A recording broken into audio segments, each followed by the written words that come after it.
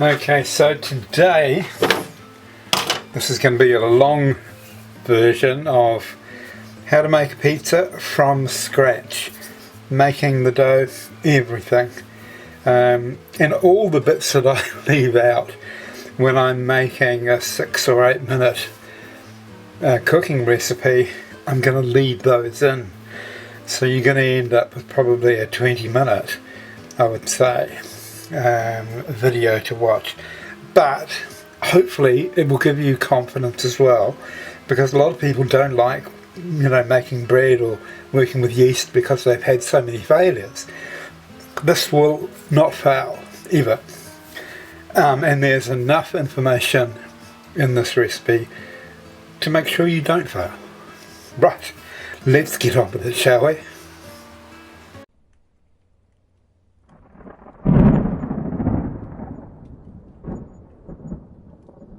Right, welcome to my extended version of pizza making.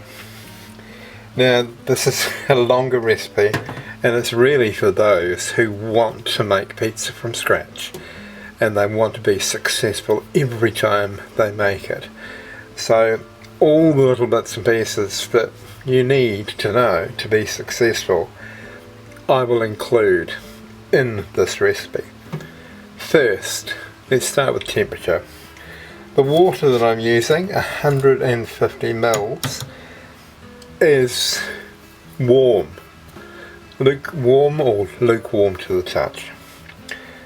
Pop it in your 150 mils of water, and then yeast.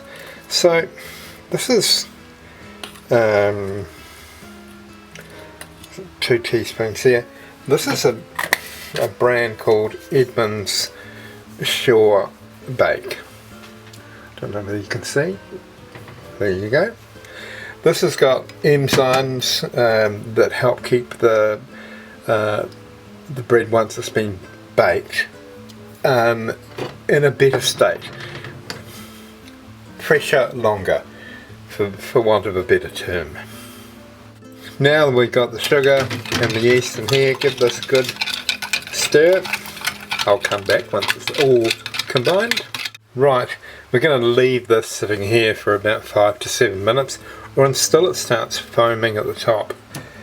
Now, you will have seen suspiciously on your left this bin here, which is out of my bread maker. My bread maker, pretty much 80% of the time, it's used, well, even probably 90% of the time, it's used for kneading dough. It has a kneading setting.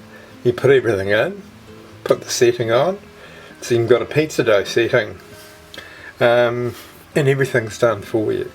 And it is a part of the process that is the most laborious and uninteresting, and often puts people off. So, get yourself a bread maker. You can pick them up quite cheap from op shops. The brand that I've got is a Dutch brand called Brantia. Brantia. I've had this for probably about 3 or 4 years now. It looks like I've never used it, but it's great, and it takes all the work out of things. Right, when this starts foaming, I'll come back and we'll start dealing with our dry ingredients. We'll get everything in the bread maker, and we can sit down and have a cup of tea. If it's still doing it, oh, has it stopped? It's just blossomed in the middle there, but that's the sort of thing we're looking for. Okay, time for dry ingredients. The first thing we're going to talk about is flour. This flour, plain flour, it has a protein level of 11.7%. You want between 11.5 and 12. Alright, and I'm measuring out 250 grams.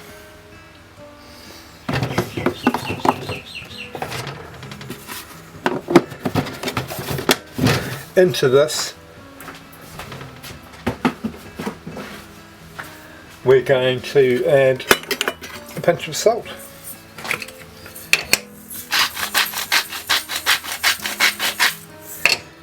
Just like that. Right, let's get everything into the bread maker now. Just going to stir this up a bit.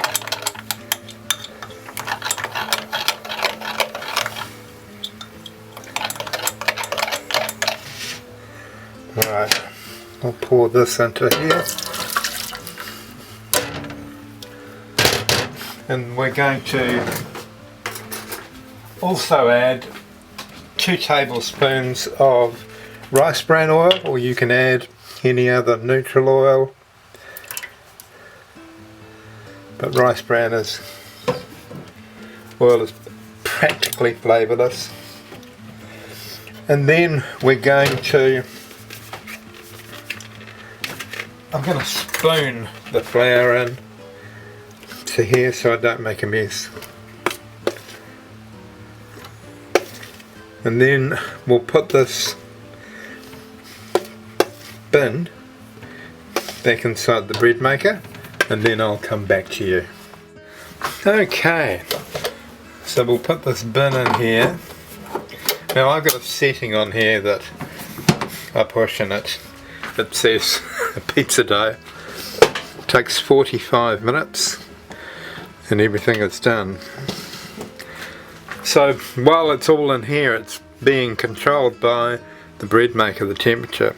Once we get it out though, the temperature of your kitchen is going to make a difference. Now my kitchen is probably about 26 to 28 degrees today. You want around about 18 to 20 degrees minimum. If it's 10 degrees, then the pizza dough is not going to proof properly. Alright, so temperature is very important.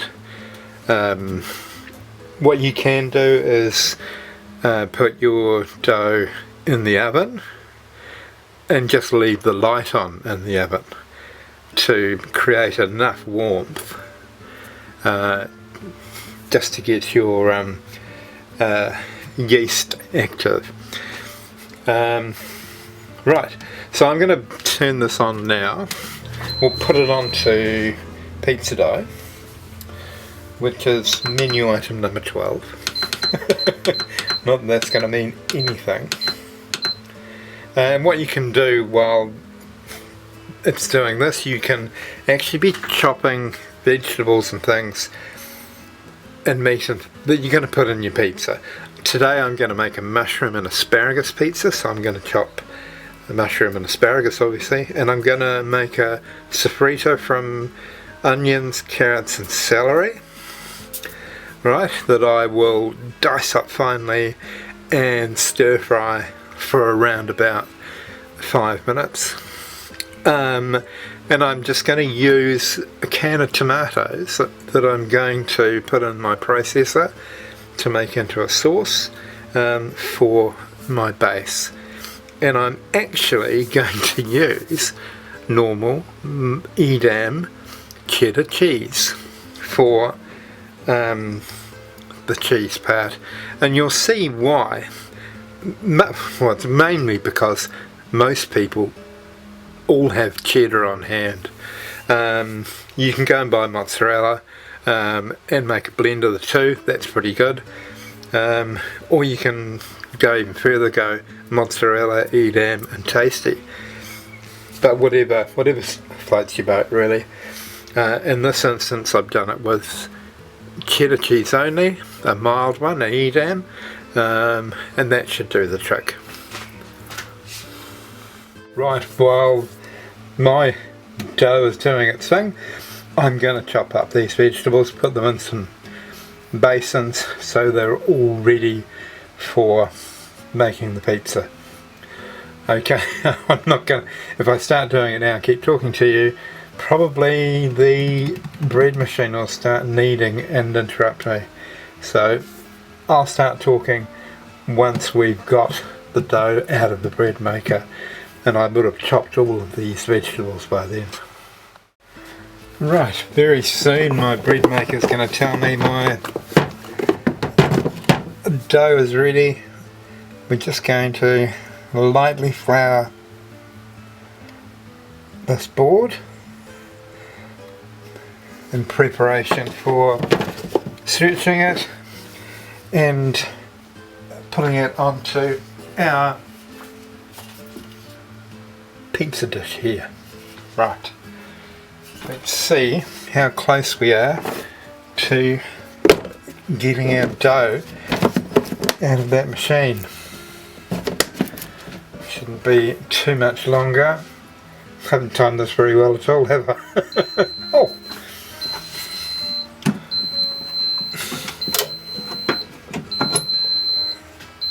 Okay.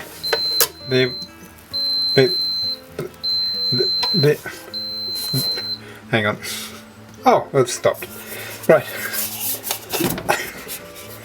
There's our dough. So as I warned you, this is a very long video, so I'm not cutting anything out. We are going to just get the air out of this, right? Because it's been sitting there. Now, what you'll find is that it will start to sort of contract back in. The bread maker's not finished. It knows that I'm talking to you. Okay, let's get this. Now I'm limited by space here, which is why we've got a smaller sized surface to work with than I'd like, but it is what it is. And as you can see, the dough is well ready because that's stretching nicely, but it is contracting a bit, so we may have to leave it a while. We are going to, once I've got it onto the pizza tray, I am going to leave it for half an hour before we put the toppings on. Right, I've got a bottle of here, a spray bottle, and it's just got rice bran oil on it, and I'm just going to spray. Here you are, you can see the oil there. Pop this down on with our dough. As you can see, it almost fits perfectly. Now I was going to be nervous about this, pushing this dough, because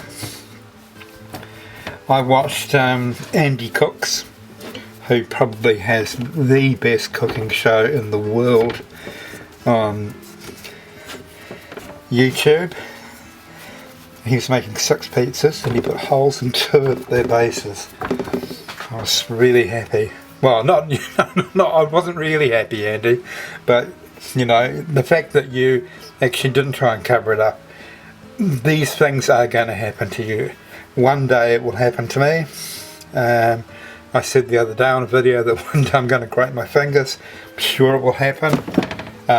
If it does, I won't leave it in because some people are squeamish. But anyway, there you go. That's all ready. I've only got my onions left to cut and my tomatoes to process. So I'm going to do this while this rises. I'm going to put it in the oven with the oven turned off, covered with a cloth, and come back to it in around about 40 minutes. Right, now for our tomatoes. I've just put a can in there, and I'm only going to blitz it for a couple of seconds.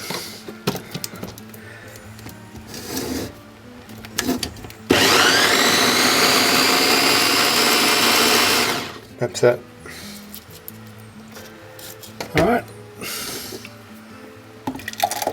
So still a little bit lumpy, which is great, and nice and thick.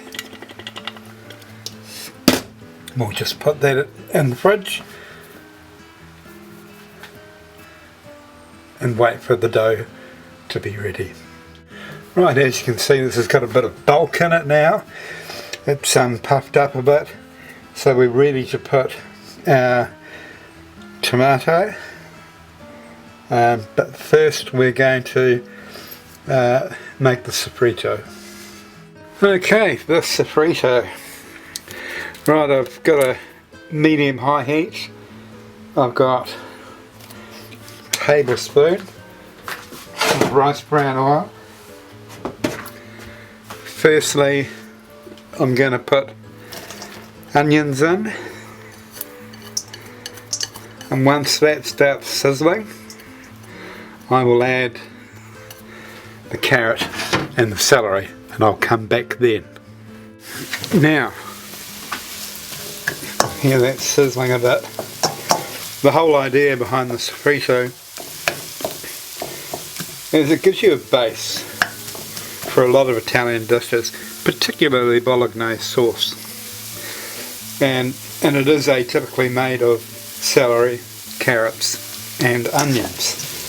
I've got red onions here because they're a bit sweeter, and I want that element in the pizza.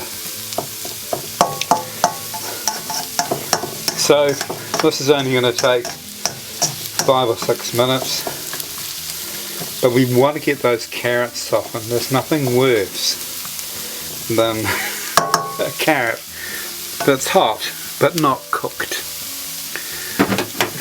You don't need me for this part, you can see what's going on.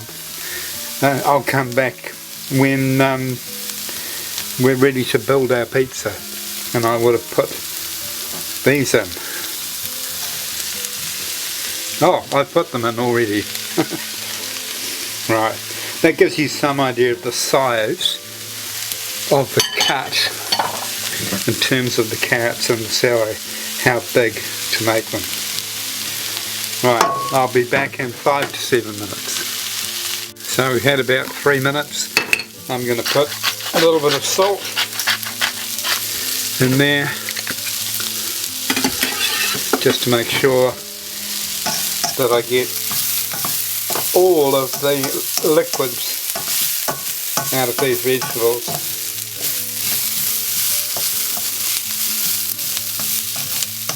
Yeah, we can hear it already.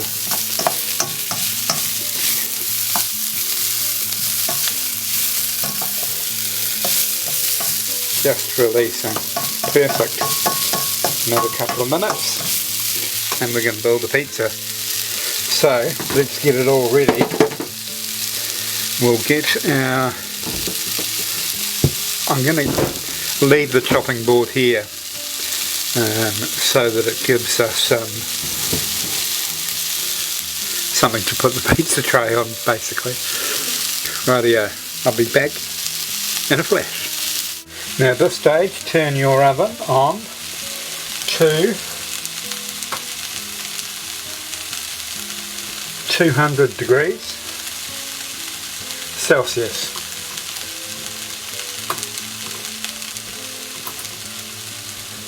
And I've got mine on a fan bake setting. Middle to top of the oven is where you want to be placing your pizza. Okay. Spoon in 4 tablespoons of your sauce and then start pushing it to the outside.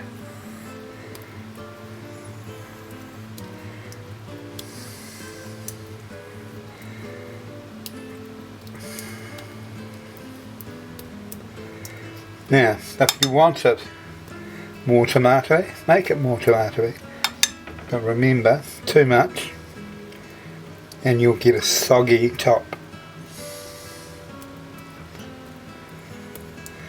We don't want that. There we are. Now let's get some cheese on here.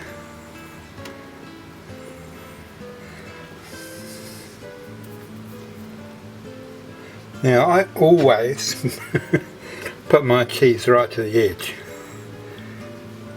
I don't know why, but I'm not fond of crust just because it's crust. You know, I'm more fond of it if it's crust and has food on it as well. I don't think I'm going to get many people disagree with me on that issue. Let's get the soffritto on there now. So basically sprinkle this on. Beautiful, it's very aromatic. You'll be amazed at what that celery does. It will really bring this pizza to life.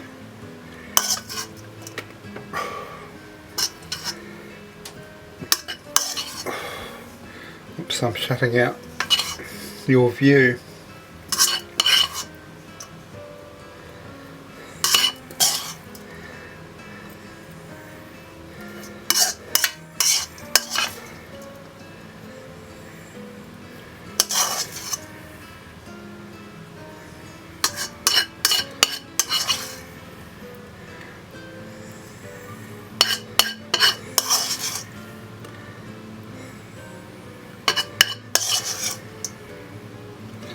Right here. Now our mushrooms and asparagus.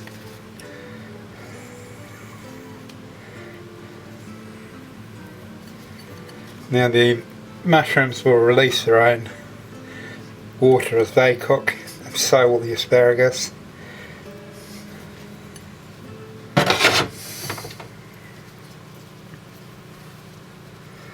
So I hope this longer version is going to help you. I guess not only with the continuity, but some things you wouldn't know. I guess it's the things, but you think, well, why do I do that? And normally in cooking programs, they don't say why we do it. They just say, you know, do it. And in this one, I've tried to sort of say to you, well, do this because this is what it will do. This is the difference it will make. This is how much more you will enjoy it. There you are, a pizza that you can make pretty much from your garden. I will be doing a meat one later, so don't get upset about that. There you are, this is ready now to go into the oven. We're going to time it for around about 12 to 15 minutes. I'll have a look at it at 10 and make my mind up then, and I'll let you have a look too. And remember to give your pizza a half turn midway through your cooking. There we are. Perfect. And here we are, straight out of the oven. So I guess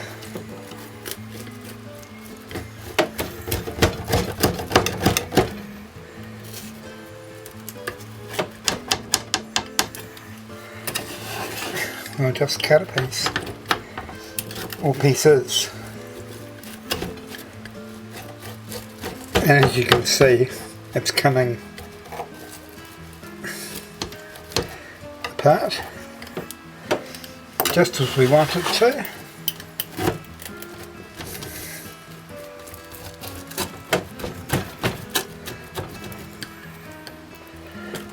That is gorgeous, absolutely gorgeous.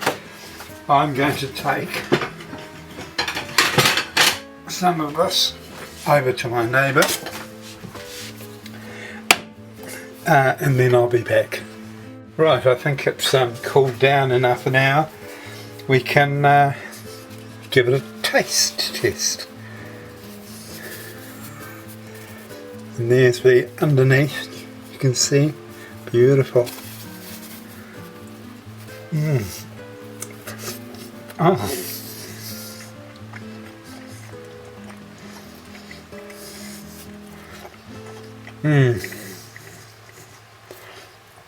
That's just amazing. Beautiful. Right. I don't think there's anything else to tell you. Except eat your pizza straight away. That's when it's going to taste the best.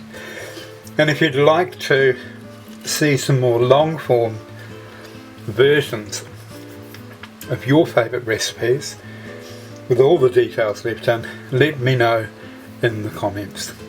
Okay, thank you so much for sticking with this.